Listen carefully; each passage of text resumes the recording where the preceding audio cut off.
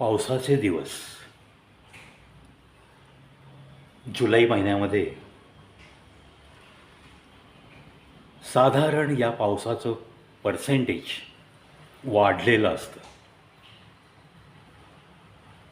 आणि मग धुवांधार पाऊस, सगळीकडची धरणं भरतात. वर्षभराची जे काही पोल्युशन झालेलं असतं ते वाहत वाहत या नाल्यांमधनं, नद्यांमधनं वाहत वाहत या पाण्यात मिक्स होतं. नॅचरली जो काही पाणी पुरवठा होणार आहे त्या यंत्रणांवर अतिरिक्त ताण येतो, जलशुद्धीकरणावर अतिरिक्त ताण येतो. ज्या शहरामध्ये ही जलशुद्धीकरण केंद्र यथोचितरित्या काम करत आहेत त्या ठिकाणांबद्दल तशी काही काळजी नाही.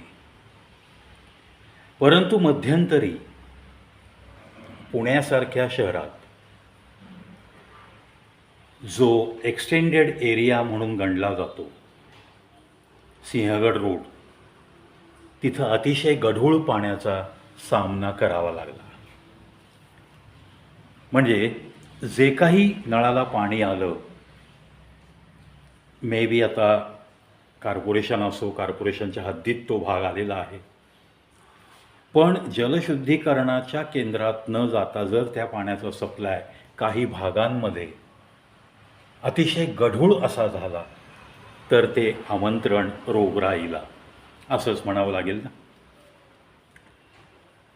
आता काही भागामध्ये तर जलवाहिन्यांची कामं व्हायला हवीत, त्यामध्ये सुधारणा व्हायला हवी.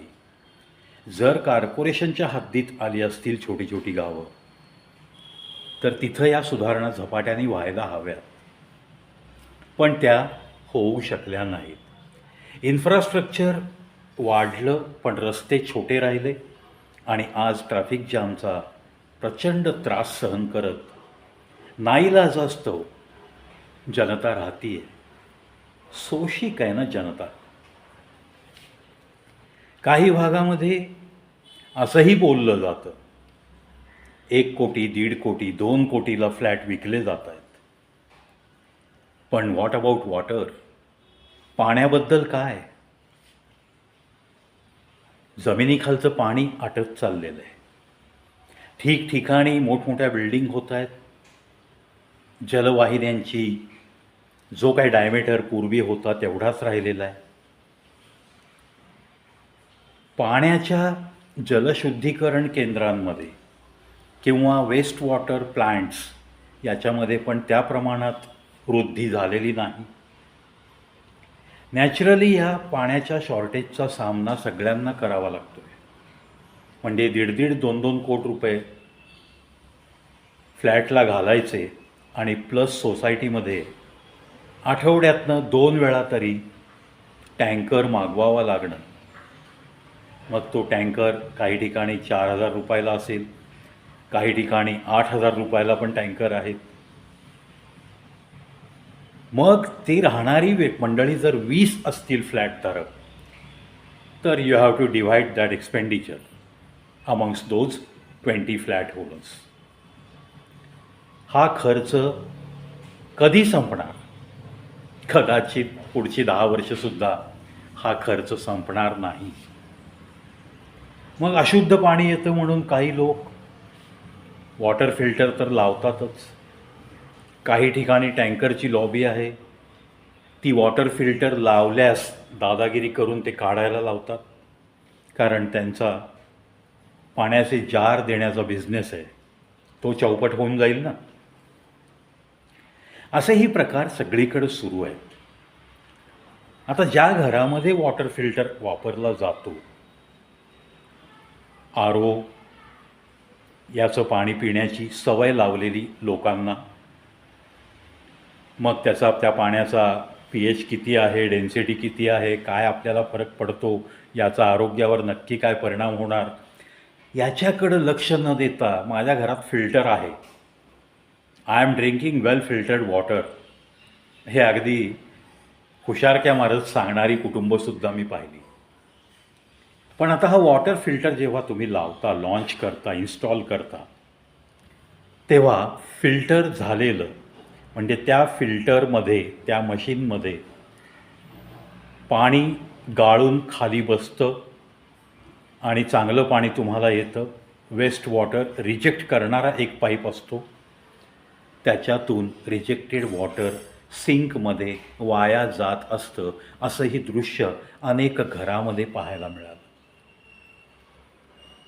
किती मोठ्या प्रमाणात हे वेस्टेज होत असेल याचा जर अंदाज तुम्ही लावला तर एका घरात साधारणपणे डेली 18 ते 25 लिटर वेस्ट वॉटर म्हणजे rejected water bye that machine, त्या फिल्टरनी रिजेक्ट केलेला पाण्याचा साठा हा तसाच सिंकमध्ये वाया जातो. आता याच्यावरती एक म्हणतात ना, गरजेतून संशोधन होत असतं. हे वेस्ट जाणारं पाणी आणि ते जाताना बघून अंगावर ज्यांच्या काटे आले ते लागले संशोधन करायला की हे वेस्ट जाणारं पाणी रिसायकल करता येईल का, हे पुन्हा वापरता येईल का. रोजचा जर एखाद्या घरातला 20 लिटर पाणी जर वाया जात असेल रिजेक्टेड वॉटर म्हणून, किंवा अगदी छोटं कुटुंब घ्या, छोटा फिल्टर घ्या, 10 लिटर वाया गेला असं गृहीत धरा तुम्ही. Daily 1 family 10 litre wastage of water. या अनुषंगाने तुम्ही पुण्याचा जरी विचार केला तरी आज असं बोललं जातं की 47 लाखापर्यंत पॉप्युलेशन गेलेलं आहे. कारण जॉब अवेलेबिलिटी, कारण इंडस्ट्रियलायझेशन, त्यामुळं बाहेरचा लोंढा अनेक तरुण तरुणी इथं जॉबसाठी येऊन सेटल झालेली आहेत. थोडक्यात काय, कुटुंब वाढत गेली आहेत.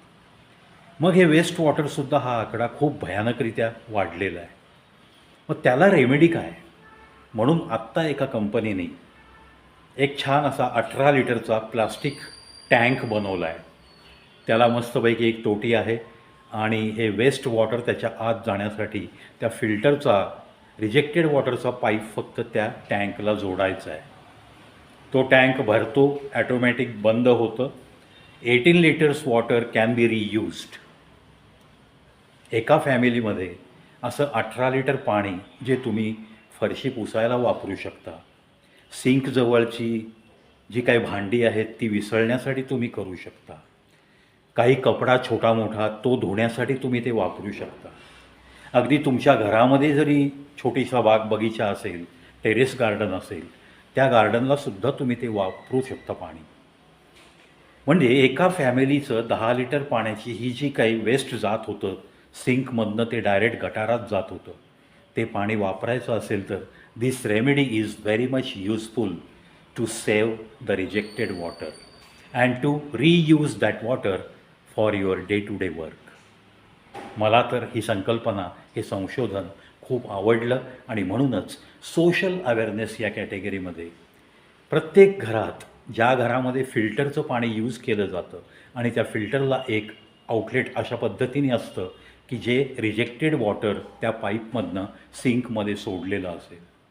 आता जी कुटुंब जागरूकतेने ऑलरेडी कुठल्या तरी एखाद्या स्टीलच्या टाकीमध्ये हे रिजेक्टेड वॉटर जमा करून ते वापरत असतील तर त्यांचं मी अभिनंदनच करीन. पण ज्या लोकांनी थोडासा अवेअरनेसकडं दुर्लक्ष केलं असेल त्यांनी हा टँक इन्स्टॉल करणं फार गरजेचं आहे. पाणी, एक एक ड्रॉप पाण्याचा महत्त्वाचा आहे. तुमच्या राहत्या घराच्या अवतीभवती बोअरवेल्स वाढत जातात आणि तुमच्या बोअरवेलचं पाणी हे दिवसेंदिवस कमी होणारच आहे. Population is increasing, land is not increasing, हे लक्षात घेतलं पाहिजे. म्हणूनच आपल्याकडं सगळ्या शहरांमध्ये मल्टीस्टोरेड बिल्डिंगला परमिशन सुरू झाल्यात. बंगल्यावरच्या बांधकामांवर थोडीशी रोक नक्की आलेली आहे. सिटीमध्ये बंगले बांधण्यासारख्या जागाच राहिल्या नाही आहेत. या एका गोष्टीवरनं आपल्याला जे काही आपल्याला निसर्गाने दिलं आहे ते पूर्वतच वापरावं लागेल, हे जगजाहीर आहे. त्याच्यामुळं कोणत्याही पद्धतीने, कोणत्याही कुटुंबामध्ये कशाही पद्धतीने या नॅचरल रिसोर्सेसचा वेस्टेज झालं नाही पाहिजे, ही एक माझी सद्भावना आणि त्यासाठीच हे एक सजेशन की हे संशोधन अतिशय उपयुक्त आहे. फिल्टर वापरत असलेल्या सर्व कुटुंबियांनी असा जो टँक निघाला आहे 18 लिटरचा, एकतर तो येऊन इन्स्टॉल करावा किंवा घरातल्या एखाद्या स्टीलच्या टँकमध्ये त्या रिजेक्टेड वॉटरचा पाईप टाकून ते पाणी रियुटिलायझेशन ऑफ दॅट वॉटर कसं करता येईल आपल्याला याचाकडं कल नक्की असावा. Thanks a lot. नक्कीच ही पृथ्वी तुमची आणि आमची, जोपर्यंत आपण जिवंत आहोत तोपर्यंत सर्वांची आहे. निसर्ग जे काही आपल्याला भरभरून देतो आहे त्याचा आपण थोडा काटकसरीने वापर करत मागच्या पिढ्यांसाठी काहीतरी ठेवलं या भावनेनेच इथून एक्झिट घ्यायची. हे कधीही विसरायचं नाही आहे.